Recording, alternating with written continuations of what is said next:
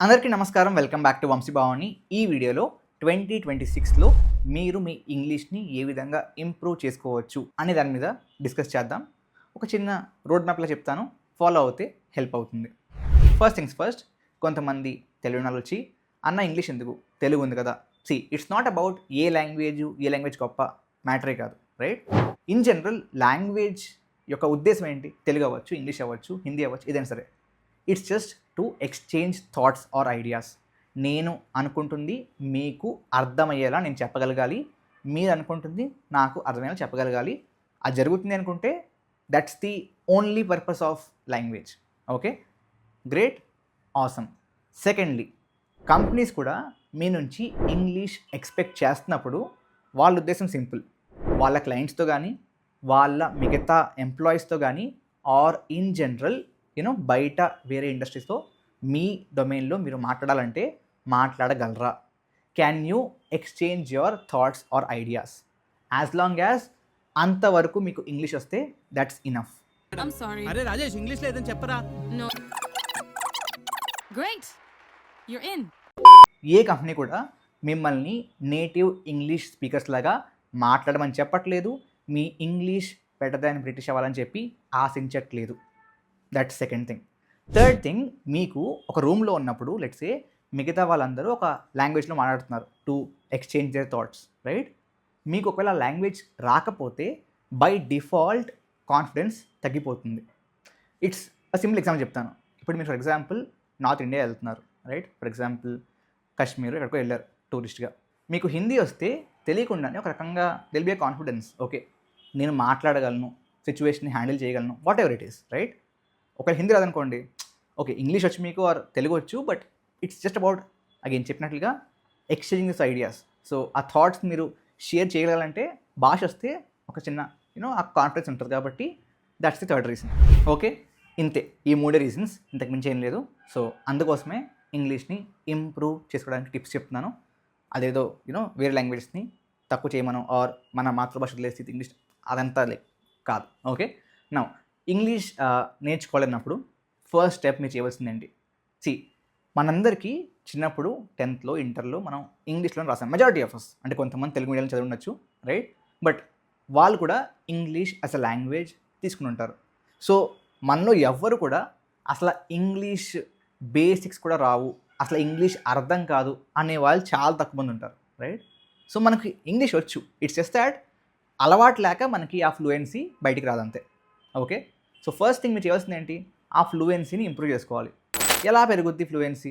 Just with practice. So I think నేను already చెప్పాను కూడా, మీరు డైలీ 1-2 minutes అద్దం ముందు నుంచుని ఇంగ్లీష్లో మీకు నచ్చిన టాపిక్ మీద మాట్లాడండి, రైట్? మాట్లాడి దాన్ని రికార్డ్ చేసుకోండి, రికార్డ్ చేసింది వినండి. ఐఎమ్ టెలింగ్ యూ, మీలో 90% మెంబర్స్కి వింటున్నప్పుడు ఎక్కడ తప్పు మాట్లాడుతున్నారు, ఏది కరెక్ట్ ఏది రాంగ్ అని చెప్పి తెలిసిపోద్ది, మనకు తెలిసిపోద్ది గైస్. ఇన్ఫ్యాక్ట్ ఇప్పుడు మనం చిన్నప్పుడు ఇంగ్లీష్లో మనకి లెట్సే క్వశ్చన్లు ఉంటాయి కదా, ఫిల్లింగ్ ద బ్లాంక్స్. అక్కడ ఏ పెట్టాలా, ద పెట్టాలా, ఆర్ ఆర్ పెట్టాలా, ఈజ్ పెట్టాలా, ఆర్ వర్స్ పెట్టాలా, వర్ పెట్టాలా. ఈ సింపుల్ ఏవైతే గ్రామటికల్ ఫిల్లింగ్ ద బ్లాంక్స్ ఉంటాయో, మెజారిటీ ఆఫ్ ద కేసెస్ మనం అక్కడ రూల్స్ని చూసి ఇక్కడ ఇది వస్తా అని చెప్పి పెట్టలేదు మనం ఎవరం కూడా. అక్కడ ఆర్ పెడితే స్టేట్మెంట్ వినడానికి ఎలా ఉంది, ఈజ్ ఇట్ సౌండింగ్ రైట్, లేదు వర్ పెడితే is it sounding right. So ఆ విధంగా చూసుకుని ఓకే ఇక్కడ వర్ పెడితే వినడానికి బాగుంది, ఇట్స్ సౌండింగ్ రైట్ అని చెప్పి మనం పెట్టడమే, రైట్? బై ద వే తప్పు కాదు, రైట్? ఒక విషయం సౌండింగ్ రైటా కాదా అనేది లాంగ్వేజ్లో చాలా important, right? It's same thing. So మీరు రికార్డ్ చేసి మీరు వింటే మీకు అర్థమైపోద్ది ఇట్స్ సౌండింగ్ రైటా రాంగా అని చెప్పి, రైట్? దాని మీద వర్క్ చేయండి. Now that's like first step. Second step, అంటే మీకు ఒక విషయం తెలియదు అనుకోండి, ఇన్స్టెంట్ ప్రాక్టీస్ తెలియదు అంతే అది. సో అవి నేర్చుకోవాలి. సో ఇంగ్లీష్లో if you trying to get fluent, learn few things. First ఏంటి అంటే ఒకసారి మళ్ళీ వెళ్ళి టెన్సెస్ చదవండి, రైట్? ఆల్ టెన్సెస్ చదవండి. ఓకే, టేక్ నో టుక్ బా టేకెన్. సెకండ్ది పార్ట్స్ ఆఫ్ స్పీచ్ ఒకసారి మళ్ళీ చదవండి. ఈ 2 టాపిక్స్ ఒకసారి మళ్ళీ మీ చిన్నప్పుడు బుక్స్లోంచి ఆర్ జస్ట్ గూగుల్ చేయండి ఆర్ యూట్యూబ్లో సెర్చ్ చేయండి. ఈ 2 టాపిక్స్ ఒకసారి మళ్ళీ థియరిటికల్గా నేర్చుకోండి. అంతే కదా, వింటున్నారు, అది తప్పని తెలిస్తే ఓకే మీరు కరెక్ట్ చేసుకుంటారు, బట్ అది తప్పని తెలియకపోతే సో అగైన్ ఒకసారి tenses and parts of speech నేర్చుకోండి. థర్డ్ది ఏఐని వాడుకోండి guys. Go to Gemini or chat GPT, ఆ వాయిస్ మోడ్ ఓపెన్ చేయండి. నేను ఇంగ్లీష్ నేర్చుకుందాం అనుకుంటున్నాను అని చెప్పండి. ఓకే, లెట్స్ డూ ఇట్ అని చెప్పి మాడమంటది. మీరు మాడుతున్నప్పుడు if there are any mistakes correct me అని చెప్పండి. రైట్, కరెక్ట్ అదే చేస్తుంది. సో చెప్పాను కదా మిస్టేక్ ఉంటే తెలిసిపోతుందని చెప్పి, దానికోసం మీకు సెపరేట్గా మళ్ళీ ఎక్కువ లెర్నింగ్ కూడా అక్కర్లేదు. పైపైన తెలిసాక ఇది చెప్తున్నప్పుడు వింటే తెలిసిపోతుంది. ఆర్ గూగుల్ ట్రాన్స్లేట్లోకి వెళ్ళండి. ఇప్పుడు గూగుల్ ట్రాన్స్లేట్లో కూడా జెమినీని యాడ్ చేశారు. So even there you can practice.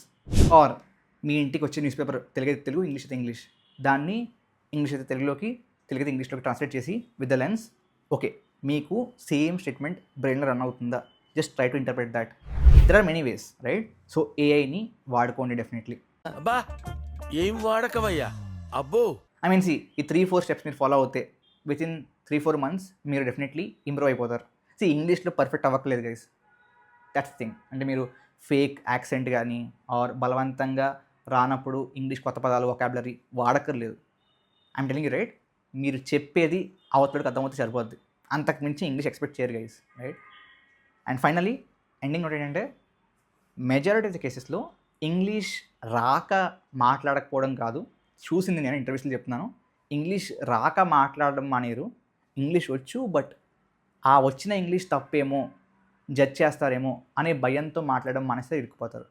భయపడకండి guys.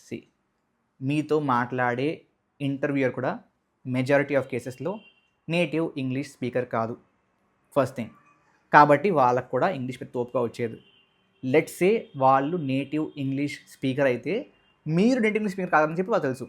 So they will actually try to help you. అంటే ఒక అతను తెలుగు రాదు గైస్, రైట్? మన ఊరు వచ్చాడు, ఒక తెలుగు అతను కాదు, బయట ఫారినర్, తెలుగు రావట్లేదు బట్ ట్రై చేస్తున్నాడు, వీల్ అప్రిషియేట్ ఇట్, రైట్? అంతేగాని నేను ట్రై ఇదేం తెలుగు అని చెప్పాను కదా. సిమిలర్లీ నేటివ్ ఇంగ్లీష్ స్పీకర్స్ మిమ్మల్ని జడ్జ్ చేయరు, జడ్జ్ చేసేది మన వాళ్ళే, రైట్? వాళ్ళకి మీరు అంత ఎక్కువ ప్రయారిటీ ఇవ్వక్కర్లేదు, వాళ్ళకు కూడా పెద్ద రాదు. Everyday is not Sunday. ఆపరా సోది మొహోడా, నువ్వు నీ చదువు ఇంగ్లీషు ఏం కావాలి, పని ఉందాక ఇప్పుడు. మీరు ఎప్పుడు కూడా మీరు మాట్లాడుతున్నవాడు మీకంటే గొప్పోడు అనుకుంటే మీకు భయం వస్తుంది. Again one more thing, IT అనే కాదు, ఇన్ జనరల్ ఏ కంపెనీలో అయినా ఇంటర్వ్యూ తీసుకుంటున్నాడు, right? Interviewer, right? He or she, వాళ్ళు మిమ్మల్ని ఇంటర్వ్యూ తీసుకుంటున్నారు కాబట్టి వాళ్ళు మీకంటే గొప్పలు అని చెప్పి ఇప్పుడు అనుకోకండి. చాలా కేసెస్లో మిమ్మల్ని అడుగుతున్న క్వశ్చన్స్కి ఆన్సర్స్ వాళ్ళు ఇంటర్వ్యూకి ముందు ప్రిపేర్ అయ్యి వస్తారు, నేను చెప్తున్నాను, రైట్? సో కాబట్టి వాళ్ళ తోపులు వద్దు, రైట్? ఆ భయం పోతే మెజారిటీగా ఇంగ్లీష్ ఈజీగా వచ్చేస్తుంది బయటికి అని చెప్తున్నాను కదా. ఎక్కువ కంగారడిపోకండి, అంటే యాజ్ లాంగ్ యాజ్ మీ థాట్స్ మీరు ఎక్స్ప్లెయిన్ చేయగలుగుతున్నారు అనుకుంటే సరిపోతుంది English, right? If you're able to follow those 3 things, definitely మీరే ఒక 3 months వచ్చి వీడియో కింద కామెంట్ చేయండి. ఓకే, మేబీ ఇవాళ మీరు ఈ వీడియో చూసినప్పుడు డేట్ని కింద కామెంట్ చేయండి. ఆఫ్టర్ 3 months ఆ డేట్ కామెంట్ కింద వచ్చి ఓకే హ్యాస్ దిస్ హెల్ప్డ్ అని చెప్పి రిప్లై ఇవ్వండి. ఈ వీడియోని 3 months తర్వాత చూస్తున్న వాళ్ళకి ఓకే హెల్ప్ అవుద్ది జర్నీ అని చెప్పి హెల్ప్ అవుద్ది, రైట్? ఓకే, సో ఇంకా మన ఛానల్కి సబ్స్క్రైబ్ చేసుకోకపోయి ఉంటే please to hit that subscribe button. Thank you very much. జై హింద్, జై భారత్.